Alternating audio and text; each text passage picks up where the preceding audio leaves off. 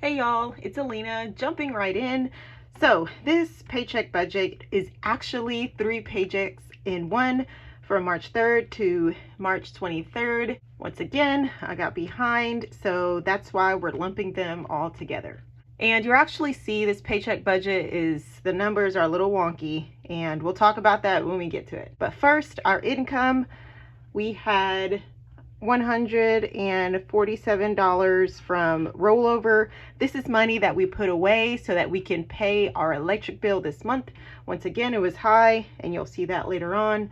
We are a family of 4, and we live mainly off of my husband's salary as a public school teacher. He teaches high school math, and so his checks combined came to $3,715.97. So this included his school job that he does, his regular 9 to 5, and then he works after school from like 3 to 6 at the Boys and Girls Club, so it also includes that as well.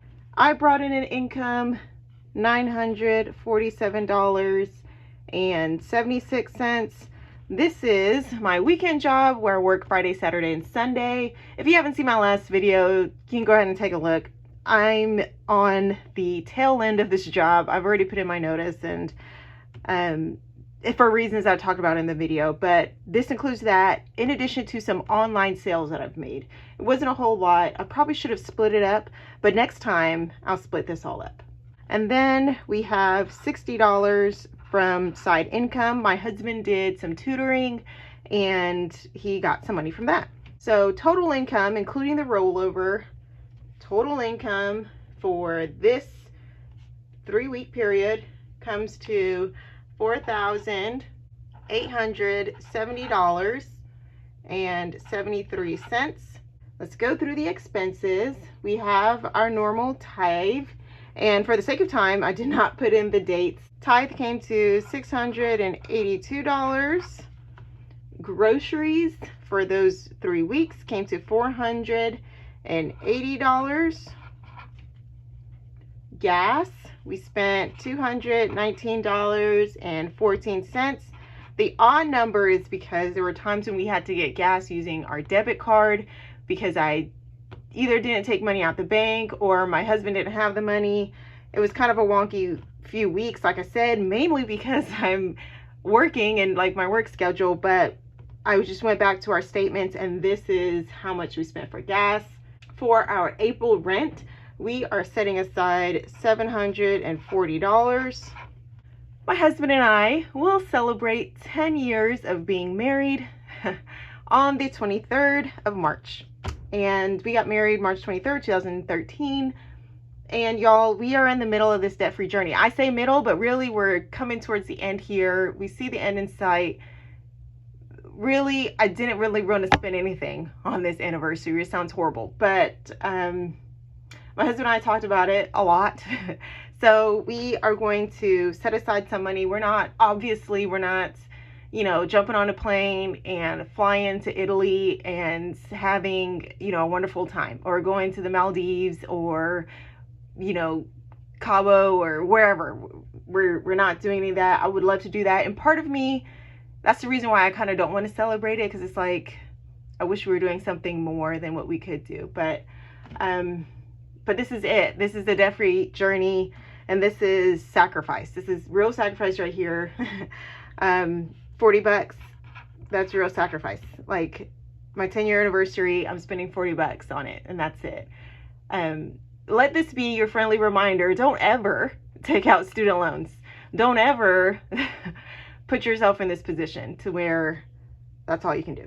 So anyways, enough about that. We have to file our taxes. So if you hadn't followed, we were audited for our 2020 taxes, and we went through basically 2 years of back and forth with the IRS, and not saying it was our tax preparer's fault, but there were some things there, and just the fact we moved, there were a lot of things this time. So basically we're paying up. We're paying $500 to have our taxes prepared. I know that's a lot. Like I know we can get it done cheaper. I guess I'm just a little, skittish now that I've gone through an IRS audit. Like that is the worst experience. So Not saying this is going to prevent that from happening, but I'm hoping that it will. And I'm not sure if we'll do this again, but for now, since we've kind of already started this process, we're just gonna go ahead and walk through it. So we're setting aside $500 for that. My husband, he is working on some passive streams of income. And so he created an online course to help teachers pass the certification exam. That course is on Teachable. This may be the last that we pay for this too, because it hasn't brought an ROI as far as how much we're paying and how much we are getting back. He did get some money from tutoring, so it kind of evened out this month, but we may just put it like on a free platform like Google until he is generating enough money to where it can pay for some of these expenses. Like I said, our electric bill once again was high. It was $252. And like I said, we set aside some money from the rollover, so we only had to add like $100 to it, but we're coming up into spring, so hopefully this won't be an issue until next year. But then hopefully next year we'll be in our own home, like either we bought it or either rented it or something that's just not an apartment building. Like, just ugh. So our internet, we paid $65.34 for that. That's typical, a little high, but you know, compared to other things, we'll take it. Web hosting, we have a few websites, including my husband's math tutoring site, which is how he got that client, or it may have come from YouTube, I can't remember, but we have that site. We have debthaters.com, and then I think there's another site that this is hosted on. So that's something that we're paying for. Apple, it's either for photo storage or something like that, and it's $1.99. Spending, so we had some miscellaneous spending and it came to $94.63, which included friends' birthdays. I think we had 2 during this time period.